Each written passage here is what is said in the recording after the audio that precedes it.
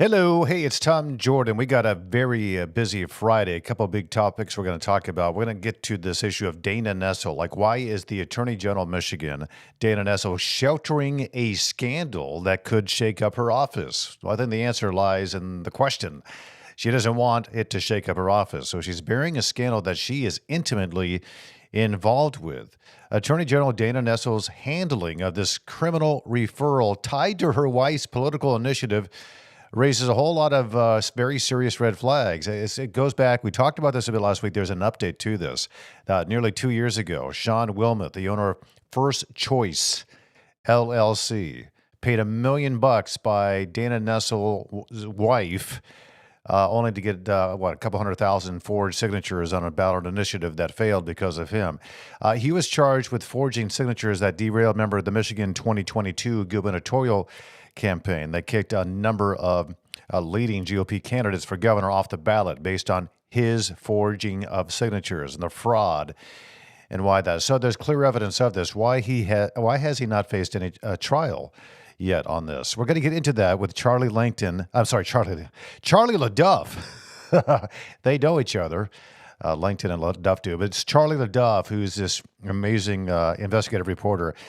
In the next block, a major development in there. Jocelyn Benson, the Secretary of State, had referred charges to Dana Nessel's office because these were serious offenses.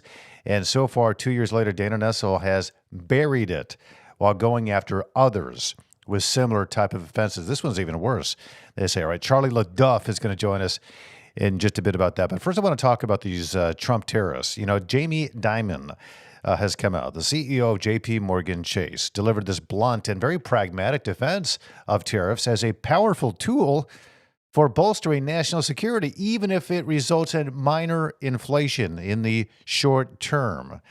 He spoke on, CNBC, Squawk Box, the program there. Dimon was arguing that the strategic use of tariffs can serve very strategic and critical purposes, like addressing these very unfair trade practices, safeguarding America's economic independence, making a slight rise in prices a worthy trade-off. And his message to critics is, listen, get over it.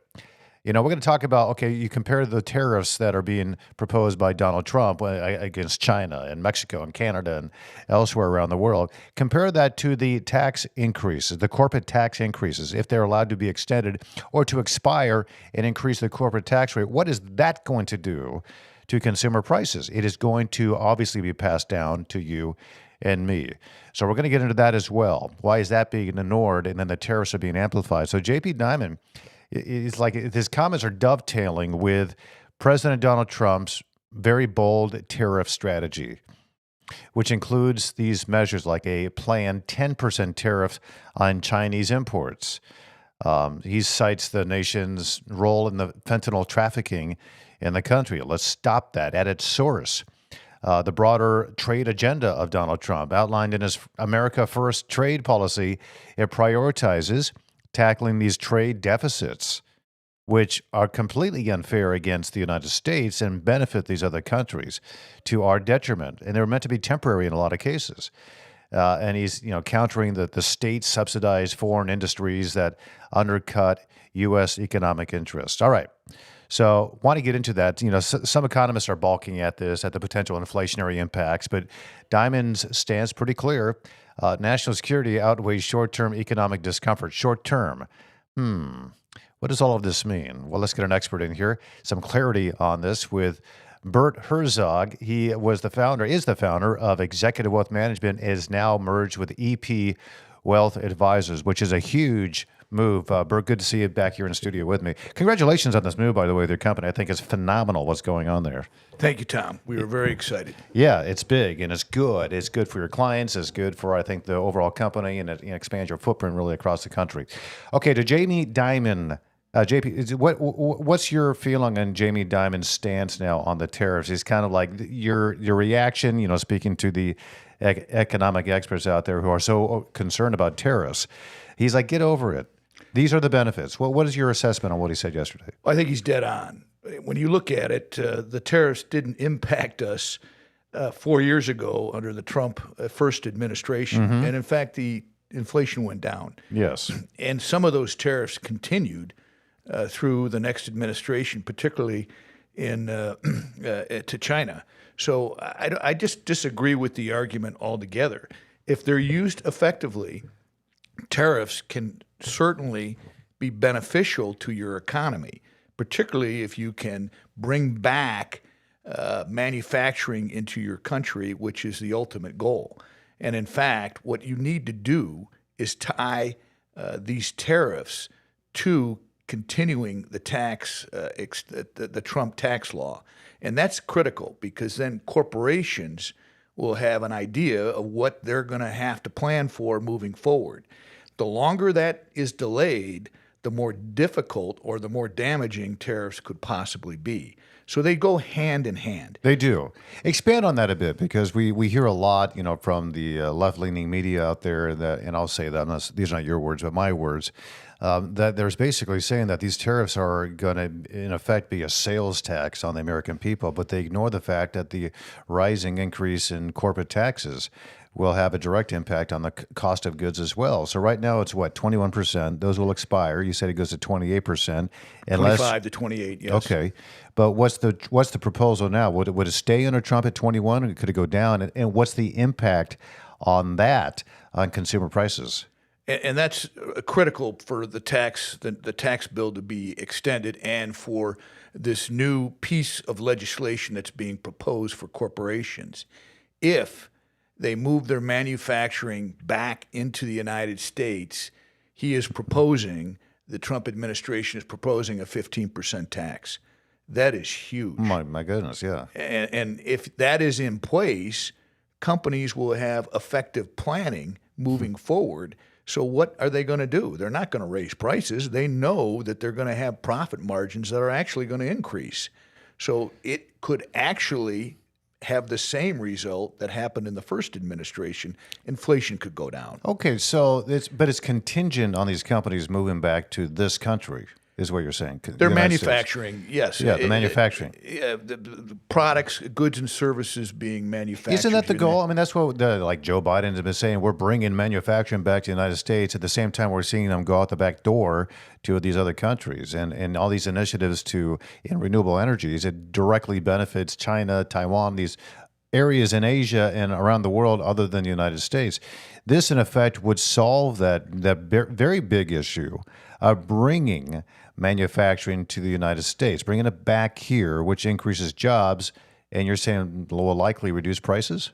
I believe so. Not out of the get-go. Mm-hmm. And Jamie Dimon's correct. There are certain reasons other than the corporate tax situation why they're doing it for strategic defense reasons. But I truly believe we'll get both. I think that we will become more productive. I think inflation towards the end of this administration will come down. And I do believe that we'll bring back manufacturing into our country if these tax cuts are implemented, which I believe that Congress will. And hopefully it happens out of the get-go. They don't go to the two-bill proposal. I hope they get this tax cut immediately because strategic planning for corporations have to start right now. If it's a delay, they're going to be thinking, oh, geez, maybe I'm not going to get that tax cut. we got a very tight margin in the House. So to me, that is the most critical piece of this legislation package. Obviously, there's the border, there's deregulation, there's energy, but we have to get those tax cuts in sooner, or the tax cuts extended sooner rather than later, and bring in the 15% tax cut if companies bring their manufacturing back into the United States. I don't know the details. I don't know if it's 80% or 90%. But I do know that it will be very, very beneficial to our economy long term. And in fact, it kind of reminds me of what happened in the 1890s. Trump talks about being compared to another businessman. Yes. President McKinley. Yeah. And he did the same thing with tariffs. He kickstarted the Industrial Revolution. And Trump's talking about the golden age of America. And I truly believe bringing back our manufacturing base and making sure that we use tariffs as a negotiating tool to say, hey, you know what? We don't need these trade deficits. Let's get even here. We don't need 90% trade deficit with China. That's ridiculous. It is. And I'm surprised how many people support that. And I think there's a lot of fear that goes into that. Well, if we raise tariffs, it's going to be bad for. I think Jamie Dimon makes a very good point. There might be a temporary, small inflationary effect in the near term. Right, small, but in the long term, we mentioned the golden age in McKinley, and I was glad to see that Donald Trump renamed the tallest mountain in the United States back to Mount McKinley, which Barack Obama did away with, and it kind of, I think, is symbolic of the different approaches to economies and to what the United States free markets. Versus more of a government-controlled system of economics. And Barack Obama got rid of the name Mount McKinley, I think, 2015. And then Donald Trump brought it back, thankfully, this time. And I think it shows, listen, he is all in on America First economic policies. So talk a little bit about why McKinley was so successful back then, because this is his approach to tariffs specifically. Is what it appears to me, at least, just watching Donald Trump speak about this at a press conference the other day. He mentioned President McKinley and why that was the most prosperous era of the United States in the U.S. history. When you look at, attributing for inflation and all those kinds of things, the ratios and whatnot. Why was that the case? Is it true, in your opinion, that was a result of the McKinley approach to global trade as it relates to tariffs? Exactly. And I do believe that President McKinley, as a businessman, just like Donald Trump, understood that, look, way we are going to make America great back in the 1890s, the way we're going to kickstart the Industrial Revolution is to incentivize our country to produce here in the United States. And not import goods and services from Europe, particularly Britain and France. And so he instituted targeted tariffs, and it was highly effective. A lot of international companies, which was kind of a no-no back there, actually moved their manufacturing facilities to the United States. He was the driving force, really, in the early part of the 19th century of improving lifestyle, improving health, increasing age, your lifespan. How long your lifespan. Yeah. He was the driving force behind that, Tom, and he took care of the working men and women of our country, and that's what Donald Trump is going to do, I believe, with the corporate tax law cuts, and with also the tariffs used strategically to bring back manufacturing in our country. But they have to go hand in hand. Yeah. Certainly, what Jamie Dimon's talking about, there is some strategic defense initiatives, but we need to expand that argument and say, look, compare it to what McKinley did. And he brought kickstarted manufacturing in our country and took it to a whole new level. Yeah, and if we got a 90% trade deficit, that is ridiculous. In some countries, in some countries we do, and it should stop. And I know that China, when they were an emerging country, okay, let's help them out, but they're no longer an emerging country, right? Yet those temporary benefits with trade, it never expired. They just continue, and they're dominating us in many different ways. And by the way, to the whole point of bringing manufacturing to this country, my understanding, I'm not a smart guy, but I understand that if you bring companies to this country, that will increase jobs opportunities, you think?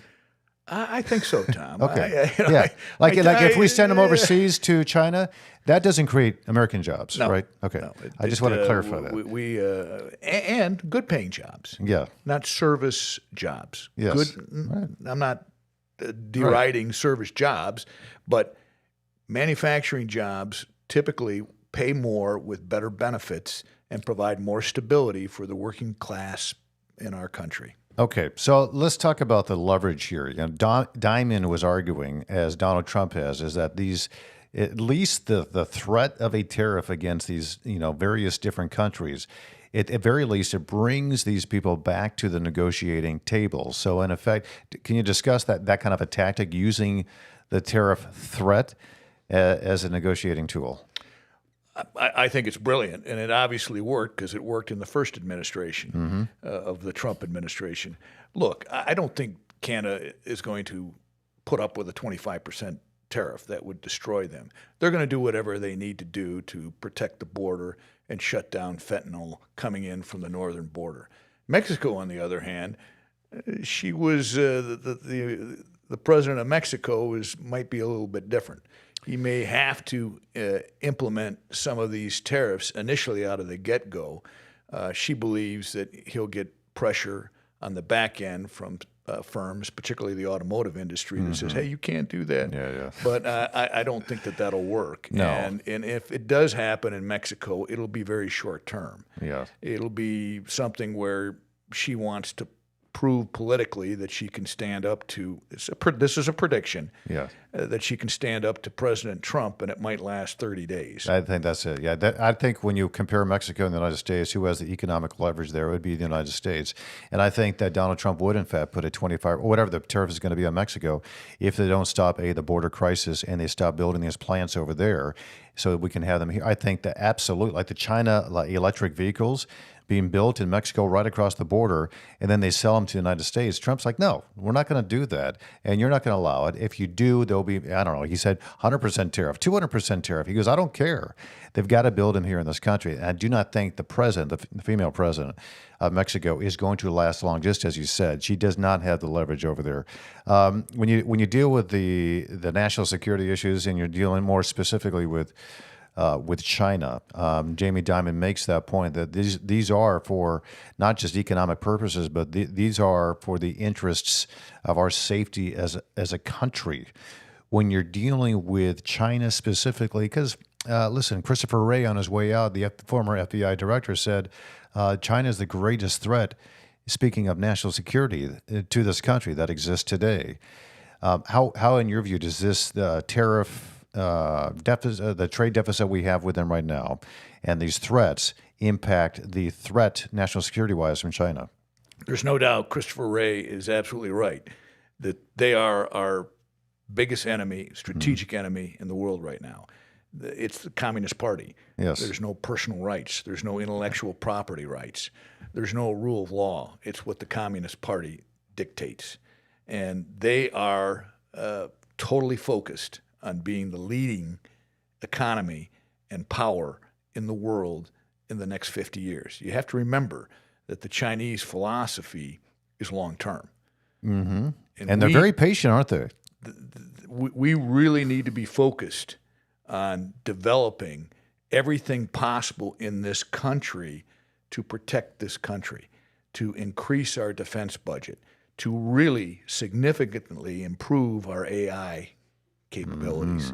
And that's why I was so pleased to see this huge $500 billion to $1 trillion investment in developing AI, because the future is really going to be fought, perhaps like people have said, in office buildings and, and drones and not necessarily boots on the ground. We need to lead there. And I think with our technology base, with our what we have done in AI already, we have the opportunity to do that, but we can't delay. We've got to really push the pedal to the metal.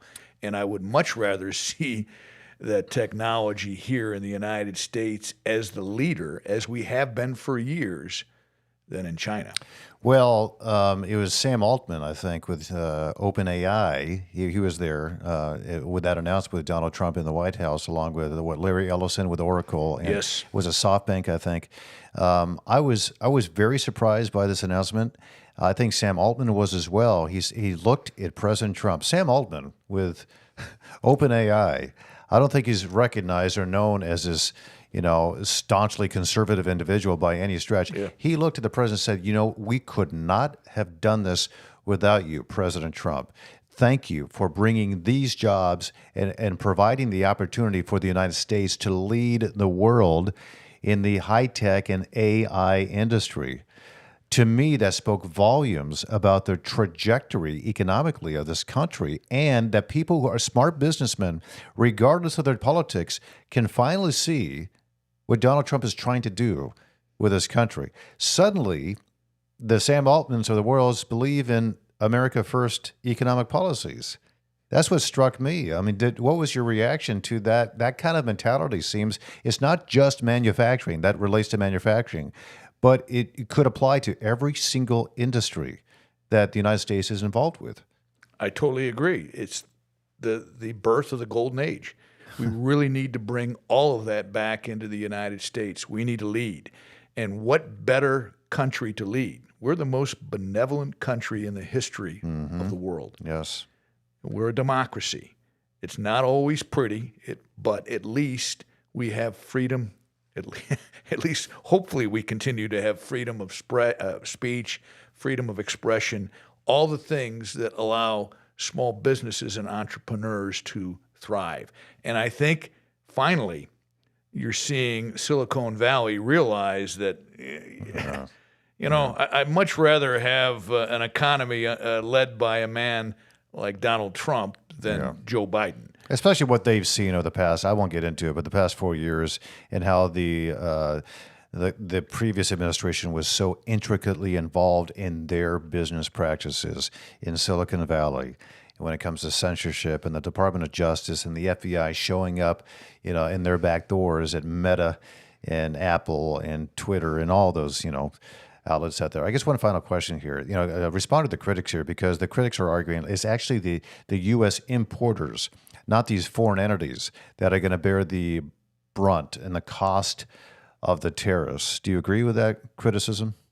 Are you talking about people like a Procter & Gamble that's producing stuff overseas? Overseas. Yeah. I do believe that there is going to be a day of reckoning for these companies. They'll have to make strategically decisions. Do we bring that manufacturing back into the United States? Yes. And if, again, full circle, Tom, if they see their tax rate go from 21% down to 15%, yes, that decision becomes a lot easier. Much easier. Or if they see their tax rate stay at 21%, it's still a lot more less painful than it going up. Yeah. So I do think hand in hand, a lot of these major corporations really, really need this bill to be passed sooner rather than later.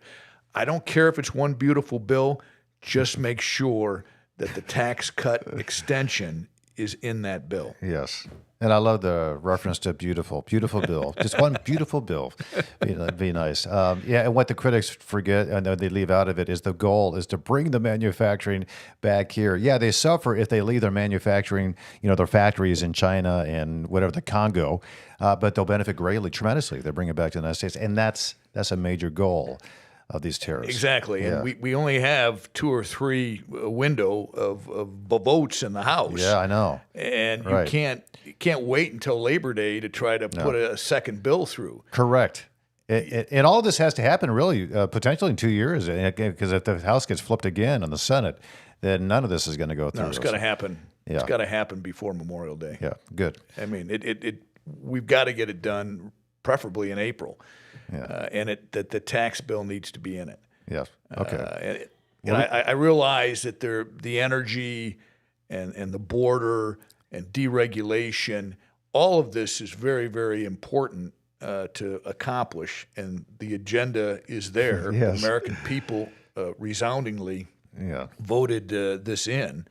It's just that we need to get the tax cuts in sooner rather than later. I know, and they are busy, but this is a priority. I spoke to Congressman Tim Walberg's office yesterday. I spoke to Congresswoman Lisa McClain's office yesterday. They said, we are incredibly busy right now. And I thought, good. We'll talk to you when we can. I hope to get them both on next week. Tim Walberg will be joining me on Tuesday, possibly Lisa McClain. It is always a pleasure to have you. Bert Herzog, congratulations, by the way, in this great merger with Executive Wealth Management is now EP Wealth Advisors. Yes. Fantastic. Thank you as always. Yes. Yeah, appreciate it. Thank you, Tom. We'll talk soon. All right, I want to switch now to this major scandal. The Dana Nessel issue, Michigan's Attorney General, has sat on a criminal referral for nearly 2 years involving this guy named Sean Wilmoth.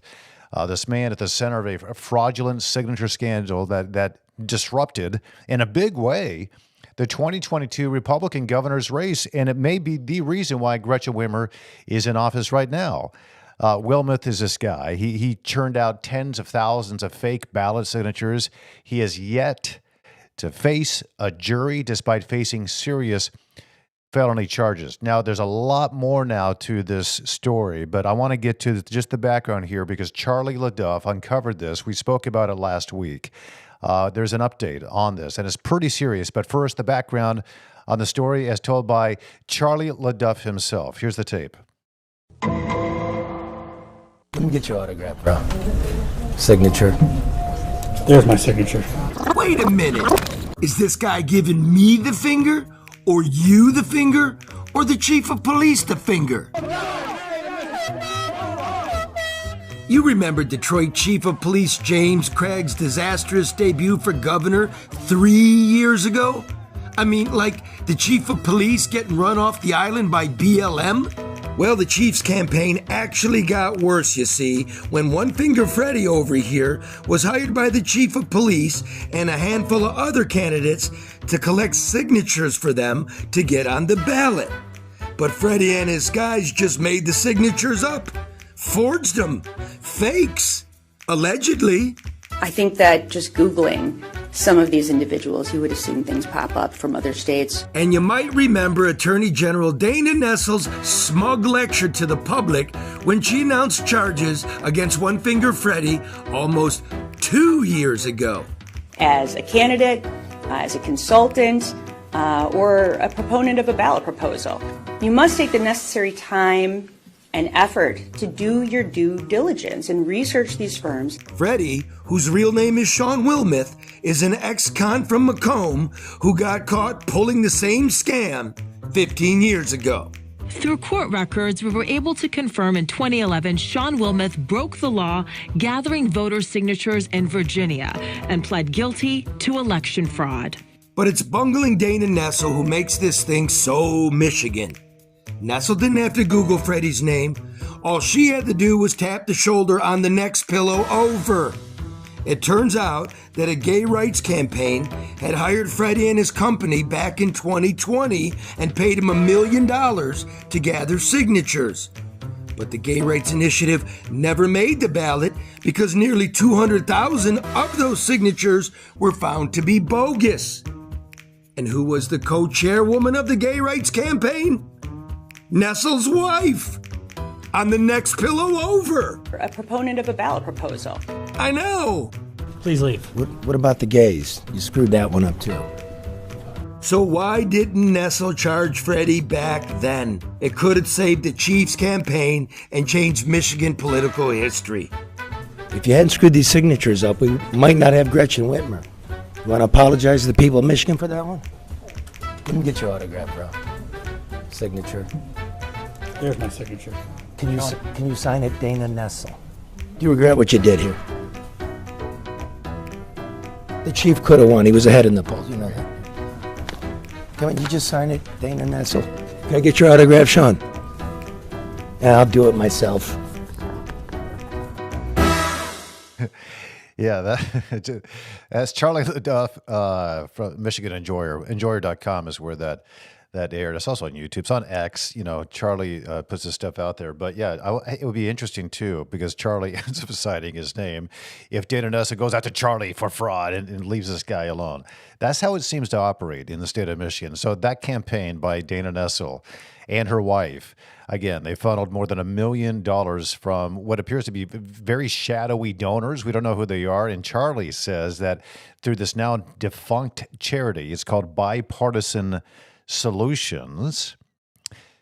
When the Secretary of State flagged this, nearly 200,000 forged signatures, obviously the ballot proposal was tossed, but neither Wilmoth nor the funding scheme was ever investigated. So this watchdog group files this complaint, and that charity was nothing more than this laundering operation.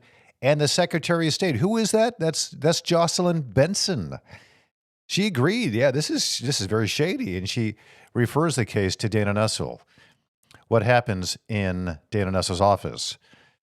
silence. So it's unbelievable. Let's bring in Charlie to explain this a little further. Charlie, it's amazing work you're doing on this story, as you do on many stories. It's really good to have you back. It's entertaining, too, the way you put these together. So it does make me laugh, but it's such a serious issue. And you got these clear conflicts of interest. You got, the personal, the political, the professional, and Dana Nessel in the middle of this, and she refuses to take action on this case referred to her by Jocelyn Benson. So can you give us that aspect now of the story? All right, let me start all this off by allegedly. Yes, of course. Allegedly. Okay, let's see if we can first of all just lay a base for regular people listening. Yes. As you saw,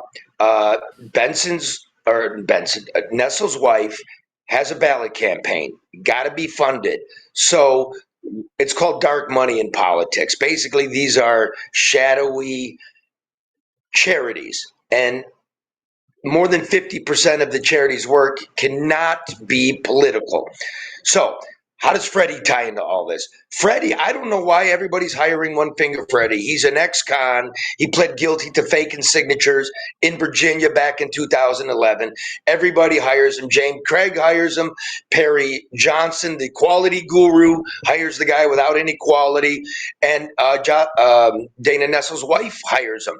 Everybody's stuff implodes. Okay, so I'm going through the data here. How did Freddie get paid by Dana Nessel's wife? It went from a DTE dark money linked fund, DTE dark money linked fund, into this BS, Bipartisan Solutions, we'll call them BS charity, in the Dana Nessel's wife's campaign, and then into Freddie to the dollar. Like, let's say on September 20th, BS gives $76,000 to Dana Nessel's wife's proposal. The very next day, $76,000 goes to One Finger Freddie. It's so bad that an outfit out of Washington sees it, complains. It's so bad that Jocelyn Benson's office looks at it and goes, yeah, this is really bad. We believe this is criminal. Here you go, Dana Nessel, specifically to Dana Nessel, to Dana Nessel's office. We refer this alleged laundry machine to you for criminal charges. That was April 18th, 2023. What happened to that criminal complaint involving Dana Nessel's wife? What did Dana Nessel do with it? I don't know. I've reached out to him a couple of times, and you need to recuse yourself, madam. You're in violation of the Code of Ethics for Attorneys. So I called the Prosecuting Attorneys Association of Michigan. That's where Dana Nessel would go and where she went. For instance, remember DePerno? And she's filing charges on DePerno for fraud. And she has to recuse herself because she's running against DePerno. She goes to the Prosecuting Attorneys Association, and they recommend a special prosecutor. They don't have a record of a special prosecutor in the case involving Nessel's wife. It is outrageous, Tom. It's outrageous. This is scum.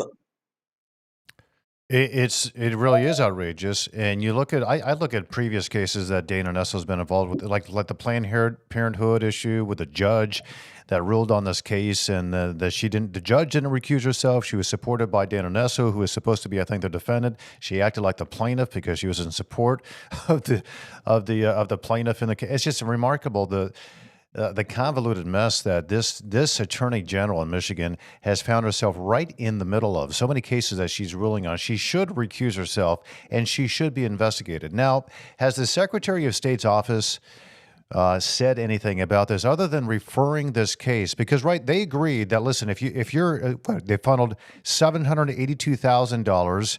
This is Bipartisan Solutions funneling that money to Fair and Equal Michigan, which essentially shields the donors, right? So the donors, in that we can't figure out who they are because of this Bipartisan Solutions, correct? Yeah, well, how it works is this. If you're a charity, you don't have to reveal your donors. Okay. Makes sense, right? So So to that point then, so Jocelyn Benson looks at this and say, yeah, this is pretty sketchy. We've seen this before. Like, this isn't her first rodeo. It's not her first time around the block when it comes to shielding these donors and watching that money be funneled into a campaign. And so why do you think that Jocelyn Benson, what was it specifically about this that she thought warranted an investigation by the Attorney General's office? Okay. Everybody get ready now. All the Tom Jordan fans in the world. Okay, why do you care? All right. In the complaint that was received by Jocelyn Benson, that Jocelyn Benson looked at, right? All the paperwork. At the same time, the gay rights proposal being spearheaded by Dana Nessel's wife was out there. Do you all remember something called Unlock Michigan, a ballot proposal to return the Constitution to the people of Michigan, that Gretchen Whitmer did not have the right to, in perpetuity, suspend the Constitution, take away our rights of movement, et cetera, et cetera. Okay, that one went down. That was a ballot proposal. Dana Nessel dug into that. Jocelyn Benson dug into that. Criminal referral, same kind of thing. The laundromat, the donors washed through a charity and then funneled. They got hit. They got hit with charges. In fact, the outfit that referred this Dana Nessel's wife stuff to Jocelyn Benson very deeply, very copiously was quoting the Unlock Michigan case and said, actually, Dana Nessel's wife's case is even worse. Jocelyn Benson agreed. Jocelyn Benson agreed. Now, what happened to the Unlock Michigan people? This is next week's story. 2 women there have been charged with 14-year felonies. Now, both of these came to the attention of Dana Nessel about the same time. The Unlocked Michigan and the Fair and Equal, spearheaded by her wife. Fair and Equal disappeared, and the principals in Unlocked Michigan have been arraigned. So you see, we have lawfare here. Not, forgive the pun, not a fair and equal application of the law. We've got a scandal. It's bad. And with everything else lining up against Dana Nessel, I've got other things I'm working on. The next couple months don't look good for her. Don't look good at all. So the end point here is the question being, who investigates the Attorney General? Right. That was going to be my next question because, you know, she's the top tiered law enforcement agent in the country. You know, she has prosecutorial discretion, which obviously she's using in this case very one-sidedly and not an equal application of the law. And the wheels of justice turn very slowly when it comes to certain cases, very quickly when it comes to others, depending, it appears at least, which side of the aisle you sit. If you're a political enemy, then we're going to go after you. If you're not, we're going to shield you. And this has been a pattern that she denies is occurring. So who does investigate? If it's not the media, which we know they're not going to, except a Charlie LeDuff. I think Bob Cushman was with you on this last one, right? He helped you out a little bit on this, or he was partaking. Oh, yeah. And I know that he's been involved and he's been helping to get the word out there. But if not the media, who does then sit above a Dana Nessel and can hold her accountable? Well, here's what's interesting. Every county prosecutor has the same power that Dana Nessel has, right? I mean, they have their jurisdictions and she's statewide and they're countywide. So what you would do, if anybody had any balls, is, all right, let's take a look at bipartisan solutions, big heavyweight Democrats behind this, by the way. And okay, so where was the banking done? Where was the office incorporated? Where were the checks cut? You know, wherever anything was going down, a prosecutor hypothetically has jurisdiction. Now the question is there anybody with guts that's going to go after this nonsense? Because if you go to my Michigan Enjoy or whatever, I'll give you the full thing next week.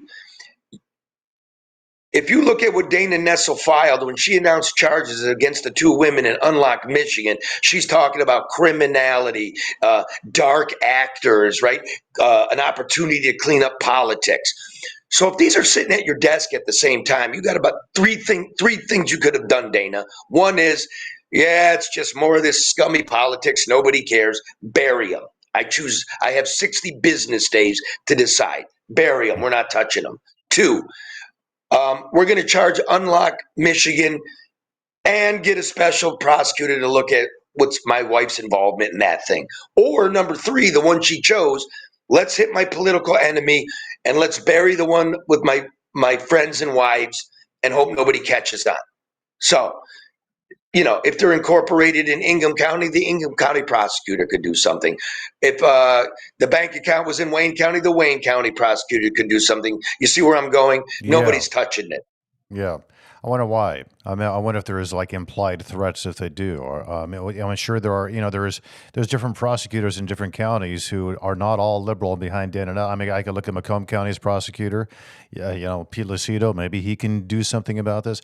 I don't know, and I don't really know where he stands on a lot of issues. But the point being is that not every prosecutor in every county has the same ideology as a Dana Nessel. So I wonder what is behind the scenes there. Can you talk about this? Because this kind of surprised me. Not totally surprised me, but you look at these pollsters out there, Richard Suba, I've always had problems with his last name. But he was the guy behind this, right? Bipartisan Solutions. Wasn't he the pollster, this prominent pollster in the state of Michigan, is behind, he was the head of the Bipartisan Solutions. Has he come out and said anything? Like, has he done a poll on whether or not people think he was right to do this or not? All right, let me bookmark that. I want to say this first. Are there other prosecutors that don't have the same political point of view as Dana Nessel? Does anybody have any guts? And I'm going to go like this. Let's see me get to the camera there. Wink, wink, wink. Yeah, yes, there are. Yes, wink, wink. Yes, gotcha. There are. So stay tuned. If and when it comes, and I think it's coming, I will be on Tom's program and I will let you know all about it. Wink, wink. Yes, there are. Now, back to Richard. He's a prominent pollster, right? And every lamestream media channel will have that guy on to have his unbiased opinion, right? He's just a guy. I'm just a pollster telling it like it is. Well, actually, Richard was the guy that set up this charity. And I believe it was the 2019, forgive me if I got the year, the 2019 filings for Bipartisan Solutions, the 990s. Richard was the president of Bipartisan Solutions Charity. He was the treasurer of Bipartisan Solutions Charity. He was the secretary of Bipartisan Solutions Charity. He was board member of Bipartisan Solutions. And once the Gay Rights Initiative blew up because One Finger Freddy turned in a bunch of bogus ballots, signatures, allegedly, on October 13th, 2021, that's when the state ruled you can't be on the ballot. These signatures are not good. 2 days later, on October 15th, 2021, Richard dissolved Bipartisan Solution Charity. I'm waiting for Richard to call. I'm waiting for the Attorney General to call. I'm waiting for Fair and Equal, the Attorney General's wife, to call. I'm waiting for the Secretary of State called me, or not, texted me back and said, we received your query. Here's what we have to say. A criminal referral was sent to Dana Nessel in this matter, and we refer you to Michigan compiled law, blah, blah, blah, Section 14. Section 14 says the Attorney General's got 60 business days to make a determination. Now, you determined you were going to charge two women with decade-long felonies in the conservative case. And we've heard absolutely nothing in your wife's case. Now, the penalty, should it be levied against the charity for campaign violations of this sort, according to Michigan law, is triple the amount of the money. So if $800,000 went into Bipartisan Solutions And forget the felonies, just the money penalty. Well, they could be on the hook for $2.4 million. Right. Yeah. And that So would be you on kind of want Richard. things to go away for your friends. Yeah. Yeah. So 2.4 million could be the penalty if Dana Nessel decides to investigate. And that's a big if, because it at the very least will embarrass her and her wife, but it will also potentially, I think more likely, set her up for maybe criminal referrals as well. Maybe. I don't know. I don't know. Personal question, Tom. Yes. Do you have $2.4 million? Let me pull up my. No, I don't. I'm gonna have to do a little bit more door dashing, I think, to make up the balance there. So no, Including your house. No, you can put your house into I this. can get it. I can get it to you by the end of the week, or maybe next Tuesday. I'll get it for you. $2.4 million would ruin just like Yeah. 98% of the country. Yeah, sure. We don't have $2.4 million. See how serious it is? Yeah, it's a big, serious, even if it's just the civil aspect of this. But according to Attorney General Dana Nessel in her office, these are felony cases. There should be a felony investigation. And as you mentioned, I mean, the Unlock Michigan campaign, if they're going after them, which appears to be a less serious scandal, less serious case, then they should be going after. Call it the same. Even if it's the same, right? Yeah. Let's say it's the same. They should be going after them, even if it's not even if it's less, but it's still a crime in the same vein. They should go after it and stop shielding it. All right, so there's more coming out next week. I want to keep following. This is one of the bigger scandals that we've seen in a long time, and it needs to start being covered.